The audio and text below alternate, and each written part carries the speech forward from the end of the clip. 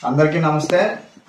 ఈ వీడియోలో నేను ఏం చెప్పబోతున్నానంటే అసలు ఐఐటి ఫౌండేషన్, ఐఐటి లాంటి ఎగ్జామ్ ని గ్రాప్ చేయాలంటే స్కూల్ లెవెల్లో ఉన్నప్పుడు అసలు ఫౌండేషన్ ఏ విధంగా ఉండాలి. ఇక్కడ మెయిన్ మూడు విషయాలండి. మూడు మూడు విషయాల మీద మనం కాన్సన్ట్రేట్ చేసినట్లయితే ఇంత పెద్ద ఎగ్జామ్ ని మనం ఈజీగా గ్రాప్ చేయొచ్చు అనమాట, ఈజీగా సక్సెస్ అవ్వచ్చు. అందులో నెంబర్ 1, డీప్ కాన్సెప్ట్ అండర్స్టాండింగ్ ఉండాలి. నెంబర్ 2, ఒక కాన్సెప్ట్ నుండి ఫార్ములా రాయడం తెలియాలి. నెంబర్ 3, ఆ ఫార్ములాని అప్లై చేసి ప్రాబ్లం చేయడం తెలియాలి. ఓకేనండి, మూడు విషయాలు. ఒకటి, ఏదైనా ఫిజిక్స్ లో చాలా కాన్సెప్ట్స్ ఉన్నాయి, ఇప్పుడు ఒక కాన్సెప్ట్ ద్వారా మీకు వివరించే ప్రయత్నం చేస్తాను. ఒకటి, డీప్ కాన్సెప్ట్ అండర్స్టాండింగ్ ఉండాలి. 2, ఆ కాన్సెప్ట్ నుంచి ఒక మ్యాథమెటికల్ ఫార్ములాని మనం ఫిజిక్స్ లో తయారు చేస్తాం. థర్డ్ వన్ వచ్చేసి ఆ ప్రాబ్లం మీద, ఆ ఫార్ములా మీద ప్రాబ్లం ఉన్నప్పుడు ఏ విధంగా మనం సాల్వ్ చేయాలి. ఈ మూడు కనుక నేర్చుకున్నట్లయితే ఎలాంటి ఎగ్జామ్ అయినా సరే, నీట్ కానివ్వండి, ఐఐటి కానివ్వండి, జేఈ మెయిన్స్ కానివ్వండి, ఎంసెట్ కానివ్వండి, ఈజీగా స్టూడెంట్ గ్రాప్ చేయగలుగుతాడు. ఓకేనండి, ఈరోజు ఒక స్మాల్ ఎగ్జాంపుల్ ద్వారా అసలు ఫౌండేషన్ ఏ విధంగా వేసుకోవాలనేది మొదటి కాన్సెప్ట్ అనమాట. మీకు తెలిసిందే,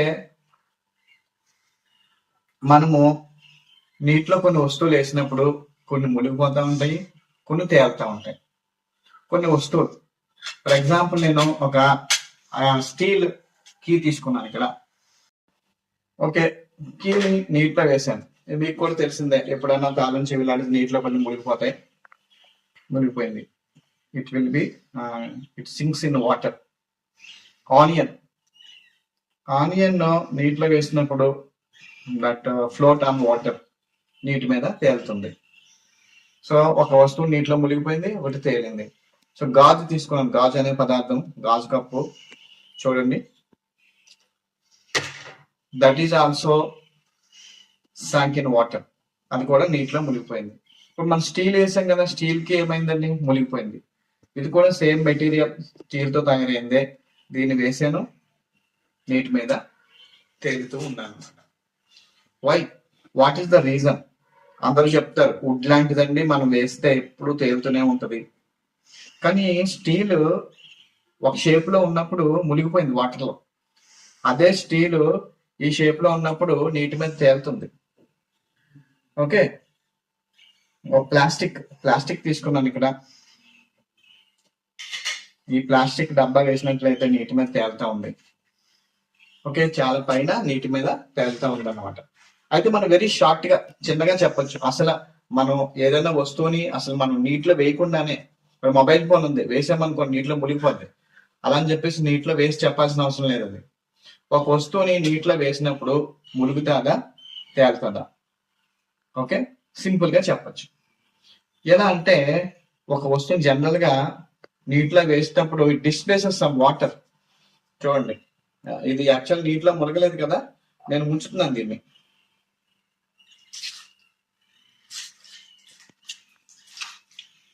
కొంచెం వాటర్ ని డిస్ప్లేస్ చేసింది అది.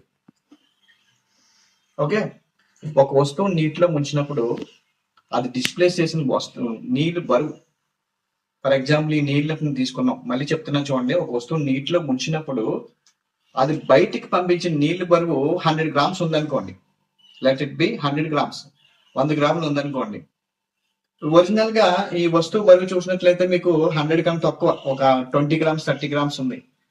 అంటే బయటకు వచ్చేసిన నీళ్ళు ఏమో 100 grams ఉన్నాయి, ఈ బాడీ ఏమో 20 grams 30 grams ఉంది. ఖచ్చితంగా it will be float on water, నీటి మీద ఖచ్చితంగా తేలుతుంది.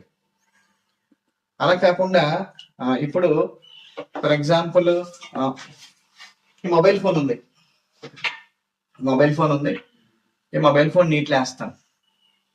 నీటిలో వేసాను అనుకోండి, it displaces 50 grams of water. బయటకు వచ్చేసిన నీళ్ళు ఎన్ని ఉంటాయి అంటే 50 grams ఉంటాయి.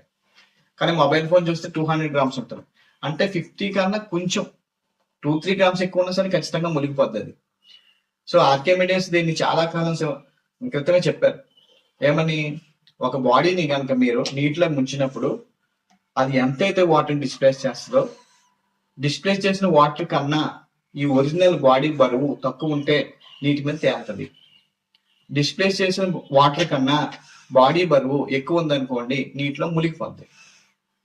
ఓకే, దీన్నే మనము డెన్సిటీ, మాస్ బై వాల్యూమ్ అని చెప్తాం. Mass by volume. For example, ఇందాక మనం స్టీల్ కి వేసినప్పుడు దాని వాల్యూమ్ తక్కువ ఉంది, బరువు ఎక్కువ ఉంది. అదే ఇదే స్టీల్ కనుక మనం వేసినప్పుడు నీటి మీద తేలుతుంది, ఎందుకంటే దాని వాల్యూమ్ కనుక మనం పెంచామన్నమాట. దీన్ని మనం density is equal to mass by volume అని చెప్తాం. దీని కంటిన్యూషన్ వీడియోలో అసలు ఫార్ములా రాసి అసలు ప్రాబ్లం ఎలా చేయాలి అనేది మీకు వివరంగా చెప్తాను. అసలు డెన్సిటీ అంటే ఏంటంటే, ఒక మాస్ బరువు తీసుకున్నాం, అది ఎంత ప్లేస్ ఆక్రమించింది అనేది డెన్సిటీ అన్నమాట. ఒక కేజీ మనం డ్రై చిల్లీ కొన్నామనుకోండి, ఎండుమిరపకాయలు కొన్నామనుకోండి, ఎంత పెద్ద పొట్లం వస్తుంది. అదే కేజీ షుగర్ బెల్లం కొన్నామనుకోండి, జాగ్రీ, ఎంత పొట్లం వస్తుంది. 2 కేజీలే. ఒక దాని వాల్యూమ్ చూసినట్లయితే ఎక్కువ ఉంటుంది, ఒక దాని వాల్యూమ్ చూసినట్లయితే చాలా తక్కువ ఉంటుంది అన్నమాట. దీన్ని డెన్సిటీ అంటాము. డెన్సిటీ అంటే మాస్ బై వాల్యూమ్.